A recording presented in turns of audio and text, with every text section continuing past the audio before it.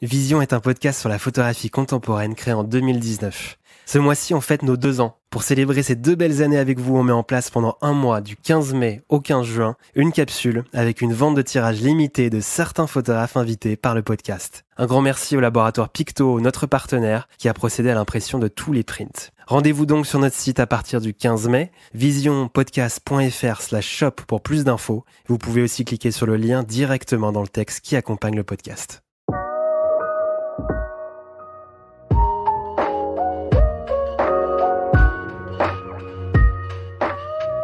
Salut, c'est Alyosha, bienvenue dans Vision.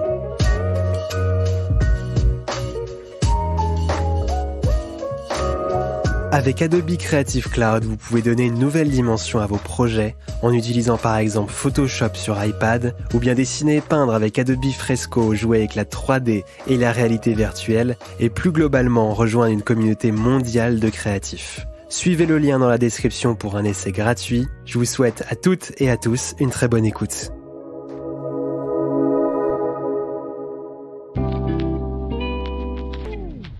Pour commencer, je vais décrire une photo que j'apprécie particulièrement. Donc c'est une photo de ma compagne et de notre premier enfant. C'est une photo qui est prise à la maternité. Quelques heures après la naissance de notre premier enfant, on y voit Armelle qui donne le sein à Anton, notre nourrisson. Et alors elle est assise sur un lit médicalisé. Sur les bords de l'image, on aperçoit des éléments qui sont propres à une chambre d'hôpital. Le dossier du lit est relevé. Ça fait un peu comme une sorte de cadre dans le cadre. Et l'air qui est laissé au-dessus de sa tête donne un petit peu d'élévation au sujet. Et ça laisse voir une sorte d'éclat de flash au-dessus de sa tête, un éclat de lumière, quoi. Donc pour moi, c'est une image qui est inaugurale à plus d'un titre. J'ai fait cette photo un peu comme un père, quoi, comme un jeune père, quoi, et un père photographe à la fois. C'est à la fois une image typique de maternité, quoi, de la photo vernaculaire, familiale. Mais c'était tout de suite pour moi aussi une sorte d'image, on pourrait dire d'image souvenir, quoi, un mélange à la fois de réalisme et de code que j'ai senti être emprunté aux icônes classiques de la peinture, quoi, des madones allaitantes. Et en fait, quoi que vous fassiez, si vous représentez une femme qui allait de son bébé, vous avez forcément affaire, enfin en tout cas pour moi, j'avais forcément affaire à cette sorte d'iconographie historique. Donc c'est autant inspiré d'une culture ou même d'une sorte d'inconscient collectif que par ma vie de tout jeune père que je vais décider de poursuivre ensuite pendant 6 mois la série qui prendra le titre de Milky Way. Donc c'est vraiment en voyant cette image que je me suis dit qu'il serait bien de témoigner du quotidien de l'allaitement, comme on le vivait, c'est-à-dire pas avec une image lissée, parfaite, mais avec ce que ça comprend de joie et aussi de difficulté, sans perdre les aspects symboliques qui sont liés aux représentations du passé. Donc voilà. Et après, j'ai essayé de conserver à l'esprit pour d'autres projets, ce mélange des genres, donc des strates de fiction et d'histoires personnelles pour choisir des sujets et composer des images qui fassent sens, quoi. Je suis Vincent Ferranet, je suis photographe, un photographe autodidacte. Je suis devenu photographe sur le tard, et même si la formule est pas très jolie, sur le tas. Je suis issu d'une famille de classe moyenne, intellectuelle, un peu parisienne, un peu bretonne. Un père écrivain et professeur de littérature et une mère fonctionnaire. Mais disons que j'ai fréquenté un milieu dès l'enfance qui était plus bourgeois que ne l'étaient mes parents eux-mêmes. J'ai eu des terribles expériences des collèges et des lycées Henri IV. Et puis au divorce de mes parents, on a déménagé dans le 14e. Dans un lycée qui s'appelait le lycée Paul Bert pour passer le bac. Et c'était un petit saut géographique, mais pour moi c'était déjà un pas de géant vers une sorte d'émancipation de l'esprit. Il y avait moins de pression stupide vers la réussite là-bas. Il n'y avait pas cette course à la reproduction identique de l'élite intellectuelle que j'avais pu connaître. Et il y avait plus de liberté et d'originalité dans ce lycée qui était pourtant considéré à l'époque comme une sorte de lycée un peu poubelle, quoi, des lycées parisiens. Mais ensuite, en terminale, mon père s'est suicidé et j'avais 18 ans, quoi. Et j'étais anéanti, quoi, à ce moment-là. Alors j'aurais dû tout arrêter, quoi. J'aurais dû envoyer promener, essayer de vivre, même si c'est pas facile, cette douleur, quoi, tenter de la digérer un peu. Mais en fait, sans doute que les choses se passent pas comme ça quand il vous arrive quelque chose de grave, quoi. Et du coup, j'ai continué à faire un peu comme si de rien n'était.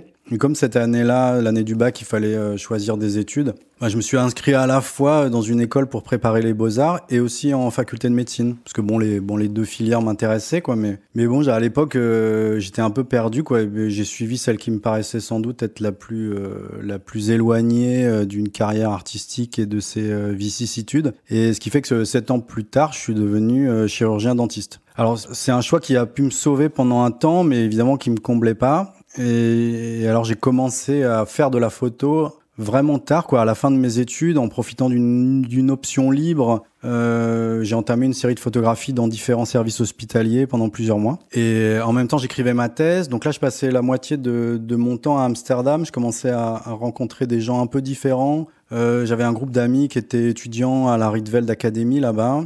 C'est un peu l'équivalent des Beaux-Arts et qui venaient d'un peu partout dans le monde. Et d'ailleurs, j'avais à un moment pensé intégrer cette école. J'ai montré mon travail, j'ai passé les oraux là-bas. Et c'était des reportages en fait, et le jury de l'école m'a dit que j'avais un style déjà qui était assez reconnaissable et que c'est pas du tout ce qu'ils cherchaient, quoi, mais par contre je devrais essayer de travailler tout de suite dans ce domaine. Bon, à l'époque ça m'a paru vraiment être un échec, quoi. Mais bon, j'ai suivi leurs conseils, quoi, et puis j'ai été montrer mes travaux à des quotidiens français, des magazines français aussi, et ils ont commencé en fait à me proposer des commandes en reportage et en portrait, quoi. C'était Le Monde et Les Inrocks. Mais dans le même temps, j'ai eu mon diplôme de chirurgien dentiste et donc c'était un peu bizarre, quoi. Les premières piges que je faisais pour Libération, ça m'obligeait à me rendre disponible assez rapidement. Donc à l'époque, je faisais des remplacements dans des cabinets dentaires à Paris ou dans des centres de soins et donc des fois quand j'acceptais un boulot, j'étais en blouse avec un patient, le masque sur le nez, la turbine à la main. Et donc, il fallait ensuite décommander les rendez-vous pour aller faire des photos. Enfin bon, là, c'était un peu schizophrénique, quoi. Ça pouvait pas durer trop longtemps. Et heureusement, à ce moment-là, j'ai rencontré des jeunes diplômés des Arts Déco de Paris.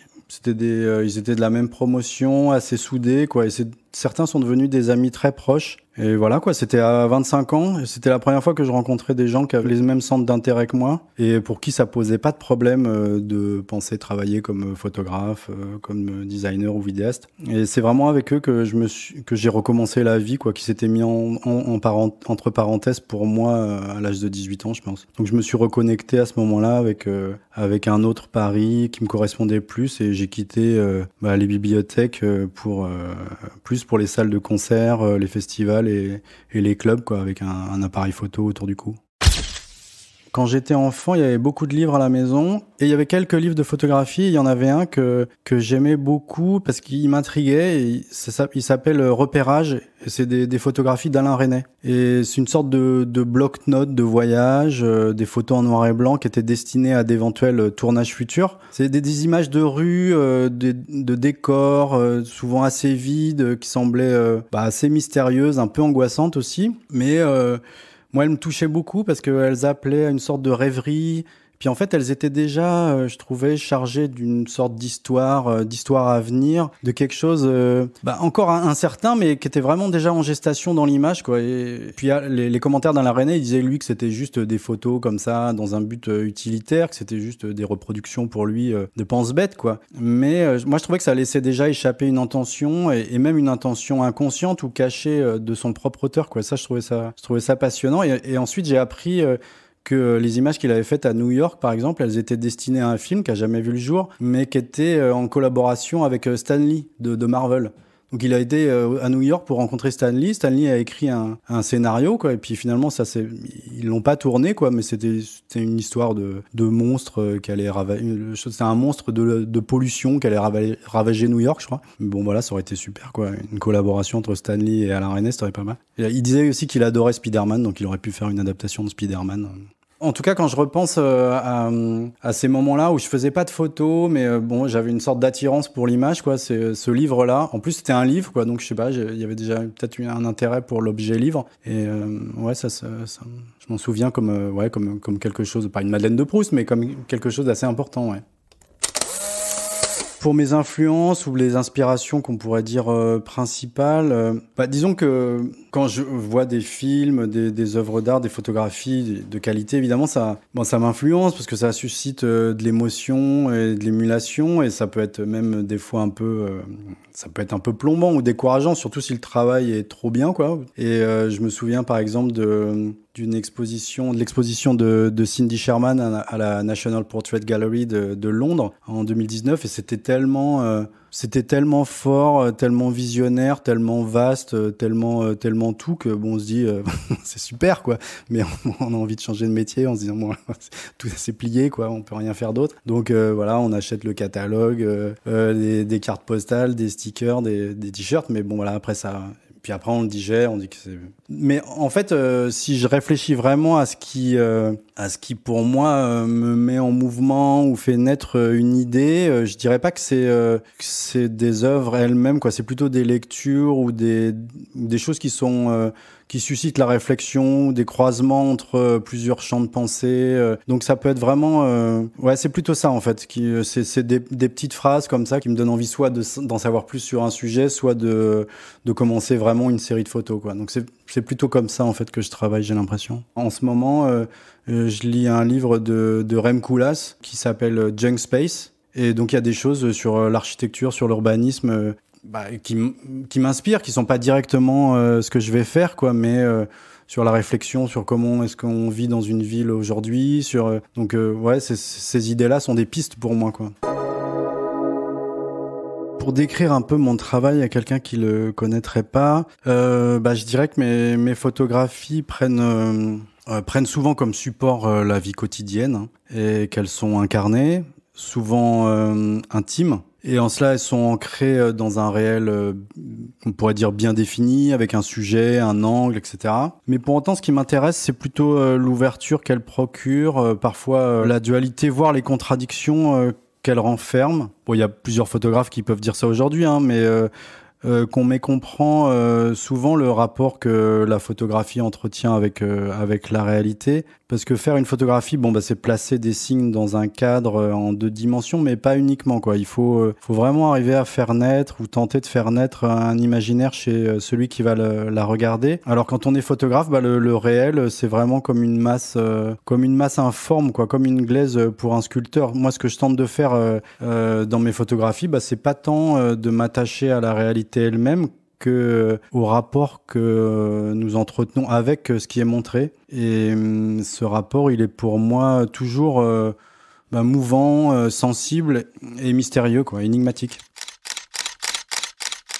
En tant que photographe professionnel, moi j'ai vécu un moment où l'argentique était considéré comme totalement obsolète et à bannir. Et à l'époque, j'avais beaucoup de plaisir à faire des portraits et des reportages de voyage en moyen format, par exemple. Et comme les mêmes prescripteurs qui bannissaient ce mode le recherchent de nouveau aujourd'hui, moi j'ai gardé une sorte de regard un peu distancié, personnel, quoi, au médium. Mais bon, j'ai toujours conservé l'argentique pour des séries perso. Après, comme ça se double d'étapes de scan, de post-production, d'impression, on intègre souvent une chaîne qui est numérique. Mais disons qu'il y a des vraies différences à travailler avec les 2 modes, même quand on fait les 2. Et alors moi, je fais beaucoup d'images quand je travaille en numérique, comme tout le monde sans doute. Mais je sens que je le fais vraiment pour me libérer, quoi, d'une sorte de poids de faire des images. Donc il y a peut-être dans le numérique un côté intéressant parce que cathartique à faire plein d'images comme ça pour se libérer, quoi, un peu. Tandis que l'argentique c'est plus frustrant, c'est plus inattendu, mais bon, je dois reconnaître que souvent après coup, je retiens au final plus d'images quand je les fais en argentique, quoi. Vous écoutez Vision, podcast de la photographie contemporaine. Déjà au début, ce qui m'a intéressé c'était de travailler comme photographe, quoi. Comme j'ai commencé dans le même temps la photographie et le travail de photographe, et que moi je quittais une occupation professionnelle avec un diplôme, un costume, une étiquette sociale bien précise, et que je connaissais rien, je connaissais pas grand-chose à la photographie et encore moins au monde de la photographie.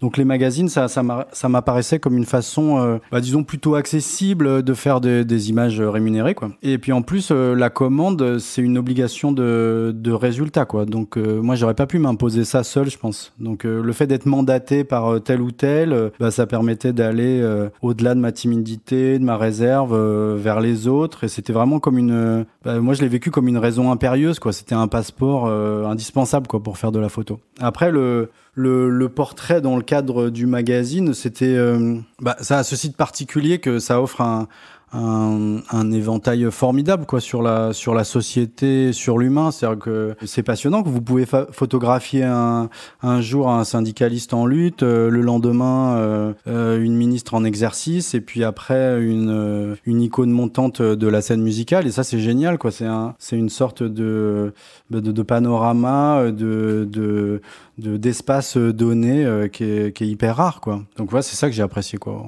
au début, en tout cas dans le portrait. La collaboration, quand j'ai commencé à faire de la photo, on se posait beaucoup de questions en tant que photographe, parce que c'était un peu la fin des agences, donc il y avait beaucoup de collectifs qui se montaient dans tous les sens, donc on a essayé parfois de faire des choses ensemble. C'était c'était une période assez intéressante pour ça, même si il n'y a pas grand-chose, en tout cas artistiquement, qui est né de ça, mais ça permettait quand même de grandir ensemble, quoi, de faire des choses ensemble, quoi. Après, les collaborations, j'en parlerai peut-être plus tard avec l'éditeur, avec Libraryman, quoi, parce que c'est ça un peu qui c'est la collaboration artistique, en tout cas, qui a été la plus productive ces dernières années, quoi, pour moi. Le premier projet qui était exposé dans un lieu d'envergure comme Arles, comme les rencontres de la photographie. Donc ça s'appelait Bienvenue. Pour moi, c'était une incroyable expérience, mais c'était pas à proprement parler un sujet personnel, quoi. En fait, tout est parti d'une commande. C'est une carte blanche qui m'a été donnée par une fondation privée, et le pitch, en tout cas l'idée de départ, pour résumer, c'était d'intégrer un supermarché dans l'histoire, quoi. Donc voilà. Ensuite, j'ai proposé le projet une fois qu'il était terminé à Sam Sturze, qui était directeur des rencontres de l'époque, et qui l'a associé au programme des rencontres de la photo. Donc à cette occasion, moi j'ai une sorte de carte blanche, donc j'en ai profité pour mettre en œuvre des questionnements sur l'interprétabilité des images, en l'occurrence sur une double nature, à la fois d'un portrait un peu d'une jeune femme qui déambule dans une ville moderne et qui révèle une autre façon de regarder la ville, de regarder ce qu'elle découvre, quoi. Donc une révélation d'une subjectivité, quoi, d'une perception un peu inattendue des lieux qu'on croyait connaître. Et à ce moment-là, j'ai travaillé assez librement, quoi, un peu différemment de ce que j'aurais fait d'habitude, avec, en l'occurrence, des photogrammes et un mélange de photogrammes et de séquences vidéo, quoi. Mais c'est parce que l'occasion m'a été donnée, en fait, de pouvoir faire quelque chose de très très libre, que j'ai travaillé comme ça. Donc après, les thèmes, j'ai l'impression de les retravailler ou de les avoir réincorporés différemment, mais la forme, c'est vrai, oui, j'ai pris une direction un peu différente, en tout cas pour les livres ou pour les séries que j'expose aujourd'hui, oui. Là, c'était déjà Armel avec qui j'ai collaboré sur ce projet-là. On a commencé déjà aussi notre collaboration, une façon de travailler ensemble qui s'est poursuivie après dans Milky Way. Et moi, je l'ai accompagnée aussi sur ses projets à elle, qui sont plus des projets de films. Donc, ça a été aussi pas une répétition, mais en tout cas un premier pas vers une façon de vivre ensemble et de travailler ensemble en même temps, quoi. Ouais. Disons que le mot muse, ça a surtout été c'est discrédité aujourd'hui parce que ça plaçait ou ça rappelle en fait une relation de l'artiste à la femme qui est déplorable, quoi. Alors évidemment, on peut plus vraiment utiliser ce terme-là, même si inspiratrice ou inspirateur ou quelqu'un qui vous inspire parce que on a envie de faire des choses ensemble, voilà, c'est peu. Mais bon, oui, le terme muse est un peu discrédité aujourd'hui, quoi. Au début, j'ai commencé par faire un certain nombre d'images en me disant bon, il y a vraiment quelque chose à faire sur cette série-là et je vais pas produire énormément de photos et puis on verra plus tard si le sujet se fait ou pas, etc. Je me suis dit qu'il fallait vraiment intégrer un certain nombre de sentiments qu'on avait nous en tant que jeunes parents et puis que moi en tant que jeune père, je voyais ma compagne comment elle apprenait en même temps que son nourrisson à donner le sein et à quel point l'allaitement c'était un apprentissage difficile, souvent fatigant et qui s'écartait vraiment de l'image d'Épinal ou du côté. Moi j'ai posé la question en fait à ma sœur, à ma mère, à ma grand-mère à l'époque. Quelles avaient été leurs expériences de l'allaitement, quoi. Et au début, on vous sert une sorte de discours un peu convenu, où tout est parfait. Ah oui, c'était le plus beau jour de ma vie, puis après c'était formidable. Puis quand on creuse, en fait, non, j'ai réussi à allaiter qu'un mois, c'était trop fatigant, il y avait trop de lait, pas assez, etc. Donc je sentais qu'il y avait une sorte de presque d'autocensure, en plus pour des femmes qui me sont proches, mais il y avait cette façon de pas pouvoir parler naturellement, simplement de ce que c'est que l'allaitement aujourd'hui. Et comme je voyais pas dans l'iconographie moderne d'images qui mettent ça en scène vraiment, je me suis dit que il fallait vraiment faire des photos, mais qui prennent vraiment à bras le corps tous les aspects qu'on vit et qui deviennent assez simples quand on est parent, c'est-à-dire tout le côté, tous les objets qui font partie de l'allaitement, toutes les difficultés, toutes les répétitions, le fait qu'on soit très fatigué, etc. D'intégrer tous ces éléments dans une série qui s'appelle Milky Way. Et le titre est venu à la fin. Donc dès le départ, en fait, le fait de faire des photos de nuit avec un peu toujours la même pose, donc cet aspect très sériel, quoi. Je me suis dit que c'était important de le faire et de le penser un petit peu dès le départ. C'est-à-dire de prendre à bras le corps le fait qu'on avait quelque chose de quotidien, répétitif, pour en faire une série, quoi. Alors, c'était pas mis en scène, c'était vraiment de se laisser inspirer par la façon dont les corps, oui, s'imbriquent, se disposent, s'agence avec le décor qui est un décor d'intérieur qu'on croit connaître et puis qui tout d'un coup prend une autre valeur, quoi. C'est vraiment ce sentiment, vous allez à la maternité et vous revenez dans un appartement, dans une maison ou dans un endroit et tout a changé, quoi. Tout d'un coup, tout a changé. L'intérieur est plus du tout le même, quoi. C'est votre vie évidemment est dédiée à cet enfant qui arrive. Les nuits sont courtes, saccadées et tout ça. Je pense que c'était vraiment des options à prendre pour en faire des photos aussi. Nan Goldin, oui, disons que dans mes jeunes années aussi, ou mes années de découverte de la photo, ça a été une sorte de choc, on peut dire choc esthétique, mais pas uniquement en fait par les qualités visuelles de ces images, mais peut-être avant tout par l'éventail des sentiments humains qu'elle présentait, quoi. Il y avait un grand mélange à la fois de douceur et de souffrance qui était proposé. Donc c'était une photo à la fois ressentie et partagée, où elle parlait évidemment de ses amis, mais elle traitait vraiment, moi, je trouvais que ça traitait vraiment de la condition humaine en général, quoi. Et c'est ça qui, à l'époque, m'a vraiment ouvert des portes, quoi. Pour moi, ça me paraissait impossible de photographier mes proches et encore moins moi-même. C'était impossible. Mais après, il y avait d'autres photographes peut-être de l'intime ou étiqueté un petit peu comme ça. Il y avait Richard Billingham avec une série, une de ces séries connues qui s'appelle Raise a Laugh, sur sa famille, donc une famille désœuvrée, un père alcoolique, donc qui traitait avec à la fois énormément de drôlerie et puis en même temps de tendresse et aussi une science de la composition des images. Donc il y avait ce mélange-là que je trouvais exceptionnel, quoi. Moi, c'est pas le côté intime, le côté voyeur. Je trouve que c'est un peu c'est un peu réducteur. Après, le côté voyeur, c'est presque inhérent à la photographie, donc bon, c'est bien. Mais moi, à la rigueur, c'est plutôt la question de l'obscène, quoi, qui pourrait m'intéresser ou qui pourrait se poser. Qu'est-ce qui doit être montré, par qui, comment le montrer, et pas l'obscène dans sa définition, on pourrait dire moraliste ou qui heurte le bon goût, mais pourquoi justement ça a été mis en dehors de la scène et qu'est-ce qui est jugé, quoi, comme valable ou digne d'intérêt, quoi. C'est plutôt ça qui m'intéresse dans l'intime.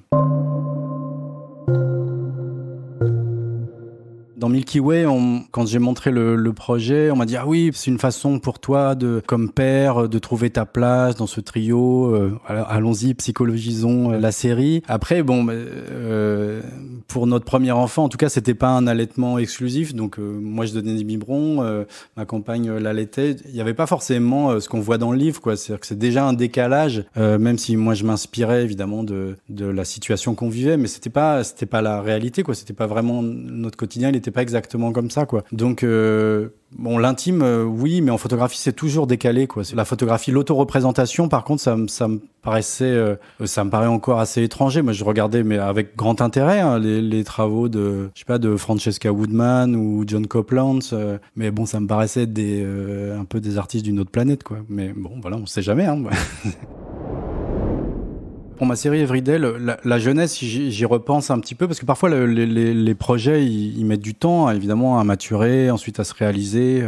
Ça peut mettre là pour ce projet-là, ça a mis 4 ans quoi finalement entre le moment où on a une idée, il faut la formuler et ensuite aller la proposer à des personnes pour les photographier. Mais ça remonte peut-être à plus longtemps que ça. Il y a des années, j'avais lu les essais de Judith Butler, notamment Gender Trouble et Bodies That Matter. Et il y avait d'autres essais féministes engagés comme ça qui m'avaient passionné, mais j'avais trouvé ces écrits-là en particulier d'une grande force parce que ils permettaient, avec une écriture très rationnelle, assez froide, parfois un peu obscure, mais une relecture critique totalement nouvelle pour moi de la généalogie du genre. Et j'avais trouvé ça passionnant. Bon, après, j'en avais pas fait un sujet, mais en tant que photographe, plus tard, et dans cette série-là, j'ai cherché vraiment une sorte un moment de vie, quelque chose qui parte vraiment de ce que les gens vivent concrètement, quoi. Et donc, je voulais photographier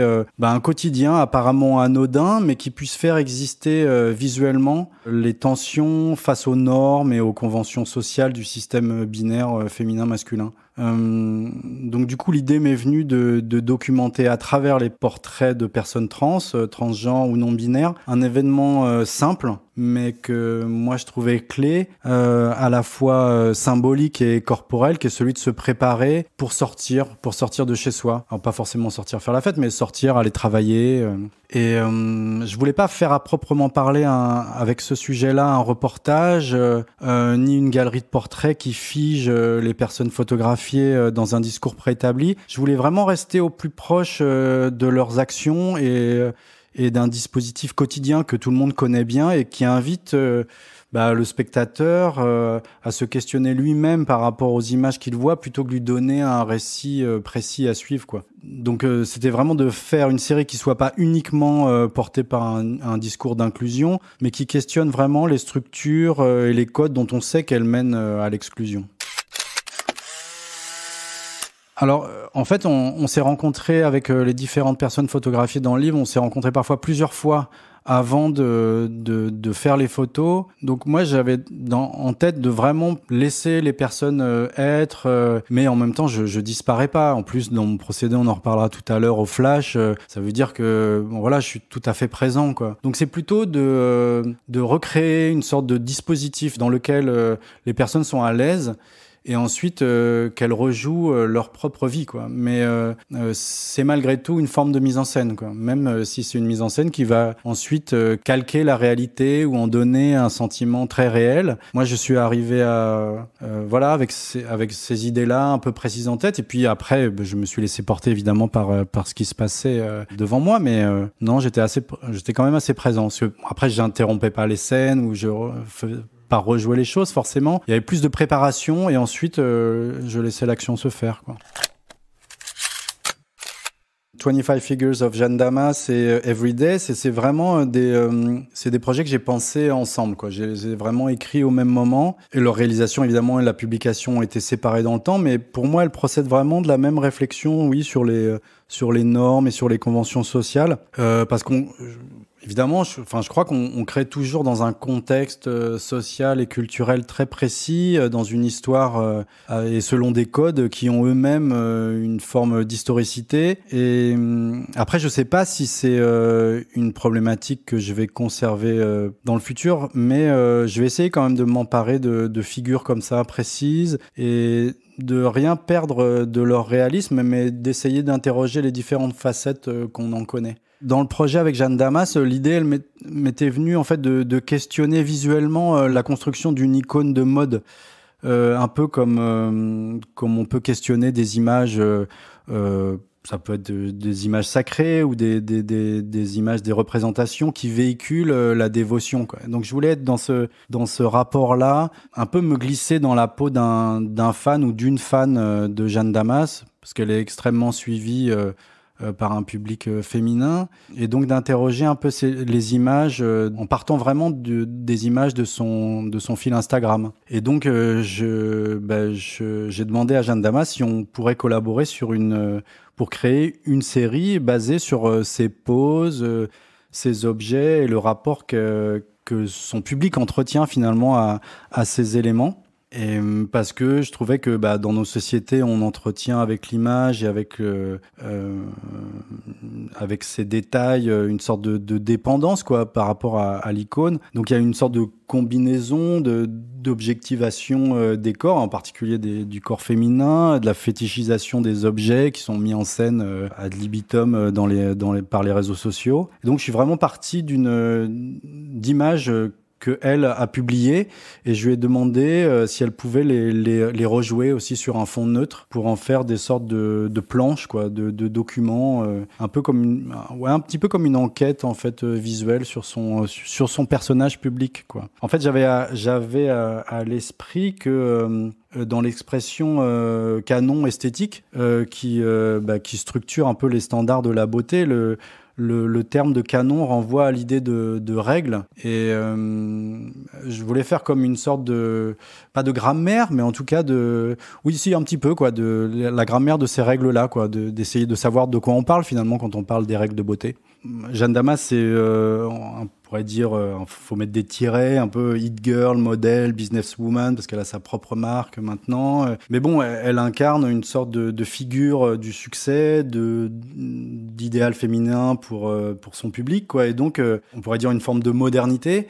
Et en même temps, dans l'esthétique qui est véhiculée, il y a des choses qu'on retrouve de toute l'histoire du corps féminin, du contrapposto classique, la figure d'odalisque, la femme fatale du cinéma, des choses plus tirées du pop art, jusqu'au e-shop de vêtements, quoi. Donc je voulais pouvoir replacer un petit peu tous ces éléments-là qui sont a priori disparates, ou antinomiques, quoi, mais de les remettre dans des planches qui soient à la fois réelles par rapport à ce qu'elle propose elle comme vision à son public, et en même temps qu'ils les remettent dans une perspective complètement un peu renouvelée, quoi, en tout cas. On voit aussi à quel point, puisque c'était des choses que je lui demandais de refaire, à quel point c'est une construction, quoi, à quel point c'est une forme d'apprentissage, et elle, c'est du coup des gestes qu'elle sait parfaitement faire. C'est extrêmement huilé comme mécanique, et ouais, c'est ça qu'on voit. C'est la beauté, c'est une construction, quoi.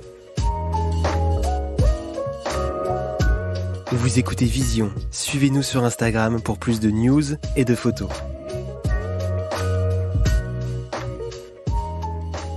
Alors l'utilisation du flash, pour moi, il y a des influences évidemment à la fois du côté de la photo amateur, familiale, et comme tu le disais, de ces dérivés issus de la photo de mode, Wolfgang Tillmans jusqu'à Jürgen Teller évidemment. Mais esthétiquement, en tout cas, je l'avais développé pour Milky Way parce que esthétiquement, en fait, moi ça m'intéresse parce que il y a un côté très graphique.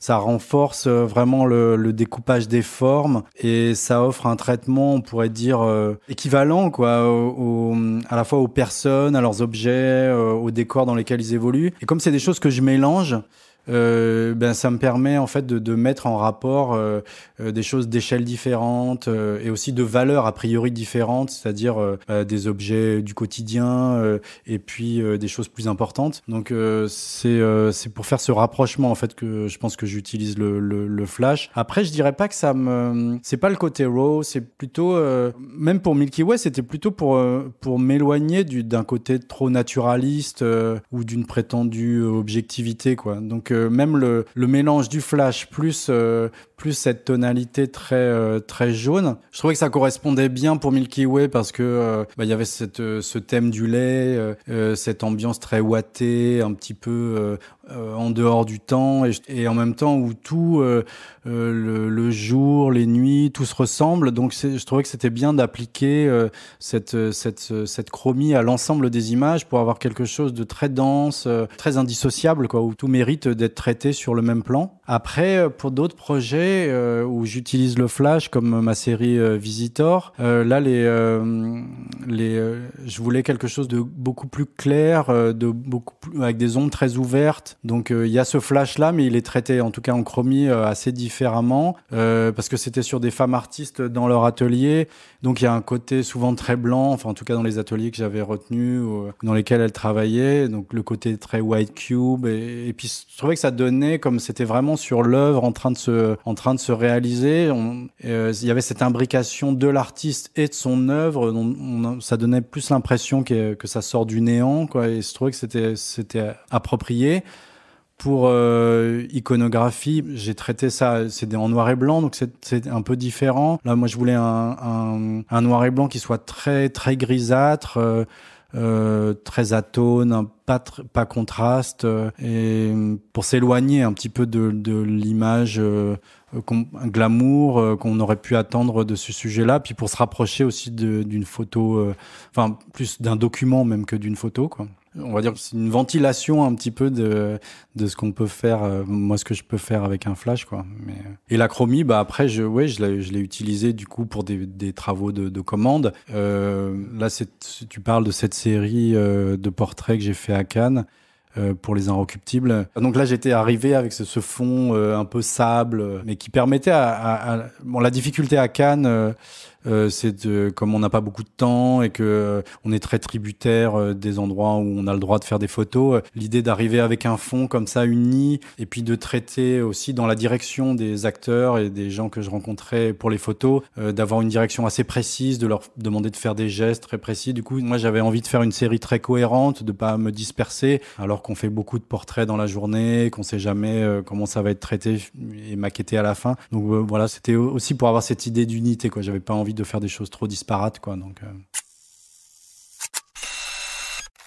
j'ai rencontré Tony, the Libraryman, à l'occasion de Milky Way. J'étais très très heureux que cette série lui plaise parce que moi j'adorais son style de livre et les collaborations qu'il avait faites notamment avec Viviane Sassen ou Ron Jude. Et moi j'avais à l'idée de faire des livres histoires, quoi, pas des portfolios ou des compilations d'images, mais pour Milky Way du coup j'avais une idée assez précise des associations de photos.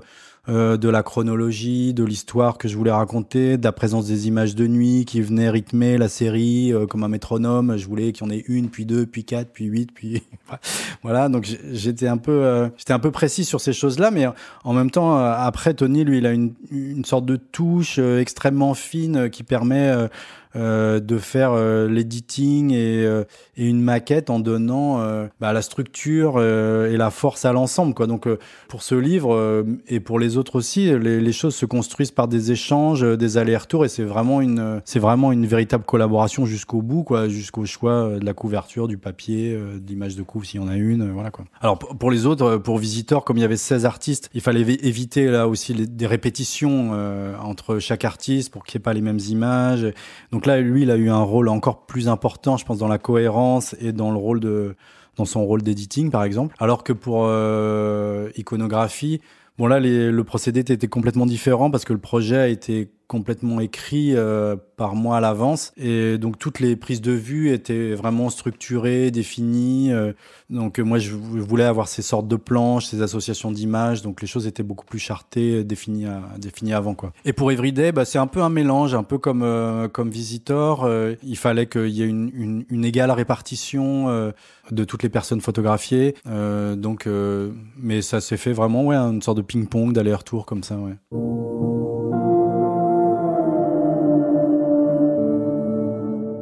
La collaboration avec Olivia et Marie, qui sont les fondatrices de l'agence Mods, elle est vraiment très étroite, quoi. Moi, c'est une collaboration qui a débuté lorsqu'elle me représentait chez Corbis Outline. À l'époque, je faisais que du portrait, et puis je les ai suivies lorsqu'elles ont monté leur propre agence. Et elle m'épaule à la fois sur mes projets personnels, et elle me représente aussi pour les commandes en publicité, pour les droits, pour les reventes d'images. Mais elles ont vraiment compris très tôt les enjeux.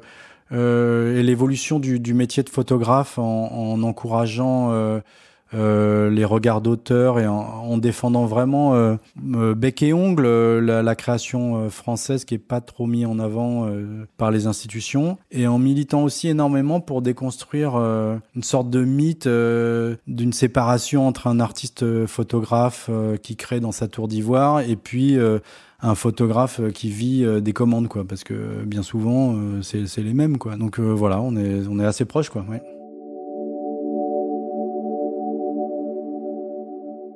On en parlait au début par rapport aux livres ou aux œuvres qui ont pu m'accompagner dans ma pratique. Évidemment, il y a des photographes. Je peux te donner une sorte de liste. Là, je parlais tout à l'heure des livres, du livre d'Alain Resnais, mais ça, c'était très ponctuel. Bon, il y a des photographes comme William Eggleston, avec son livre notamment de Democratic Forest, qui est une sorte de photographie un peu parfaite. Lui, c'est une sorte de dandy qui a réussi à créer à inventer quasiment la photographie couleur américaine à ses débuts, en faisant une sorte de mélange très personnel, inclassable entre l'image vernaculaire et l'image construite, avec finalement la photographie pour la photographie. Donc c'est toujours un plaisir incroyable à regarder. Il faut même toujours y aller, pas trop souvent, parce que sinon on fait « Ah non, c'est trop fort, bon voilà, on peut rien faire ». Mais d'avoir réussi à faire, sur la longueur en plus, des images comme ça qui sont très pleines, sans romantisme, sans l'ironie du pop art, et en même temps qui ne parlent vraiment que pour elles-mêmes, quoi. Donc oui, bon, ça ça reste un auteur que je regarde toujours avec plaisir. Mais après, vraiment sur les livres qui m'ont accompagné dans mes projets, c'est pas vraiment des livres de photos, c'est des livres un peu refuge, quoi. Il y en a un par exemple de Gaston Bachelard qui s'appelle L'air et les songes, essai sur l'imagination du mouvement. Et je pourrais t'en citer une petite partie si tu veux, juste après. Parce que pour moi, c'est des phrases qui là s'appliquent à l'image littéraire, à la poésie, mais que je trouve tout à fait formatrices, intéressantes, et puis riches d'enseignements et d'éléments motivants pour faire des photos ou toutes sortes d'images finalement. Après, il y a des livres qui ont donné lieu pour moi à des séries. C'est vrai que je te parlais de Gender Trouble de Judith Butler. Dans mes études, il y a aussi des choses qui ont été un peu des révélations de sens qui m'ont un peu porté, que je garde toujours à l'esprit, quoi.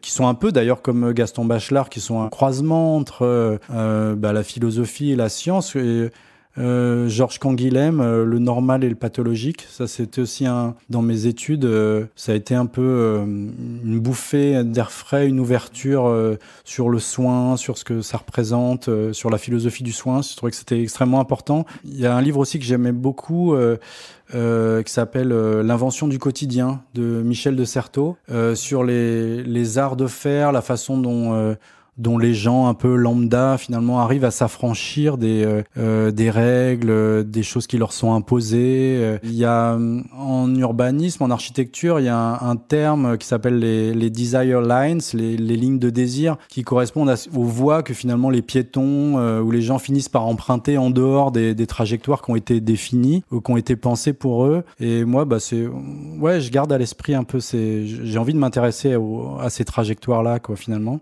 Donc pour revenir revenir à Gaston Bachelard, je peux te citer un passage extrait de L'air et les songes. Alors il écrivait « On veut toujours que l'imagination soit la faculté de former des images. Or, elle est plutôt la faculté de déformer les images fournies par la perception. Elle est surtout la faculté de nous libérer des images premières, de changer les images. S'il n'y a pas de changement d'image, union inattendue des images, il n'y a pas d'imagination. Il n'y a pas d'action imaginante. La valeur d'une image se mesure à l'étendue de son auréole imaginaire. » Disons que on pourrait dire que la tendance actuelle de la photographie, c'est que les photographies existent de plus en plus et les photographes de moins en moins. Alors ça peut paraître un peu paradoxal, mais c'est pourtant concrètement ce qui se passe. Et puis ça a pris un tour encore plus important avec la récente pandémie mondiale.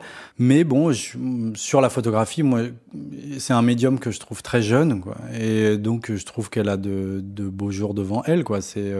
Après, voilà, c'est un moment qui est à la fois passionnant et problématique pour l'image. Enfin, qu'on vit un moment passionnant et problématique pour l'image. Parce que, j'imagine que beaucoup de photographes en parlent, mais il y a une sorte d'inflation iconique, une diffusion accélérée de la photographie, de l'image en général. Et ça peut être fabuleux, quoi, cette diffusion. Moi, j'étais extrêmement heureux pour Milky Way d'avoir un article dans le New Yorker. C'était génial, quoi. C'est impossible qu'un livre tiré à 500 exemplaires puisse atterrir sur le bureau du New Yorker et qu'il fasse un article. Donc ça, c'est génial, quoi. Quand c'est le rapprochement de l'œuvre artistique et un relais médiatique international, évidemment, on peut trouver que c'est intéressant. Mais après, je vois aussi dans ma pratique ou dans mes journées, je suis pas très différent.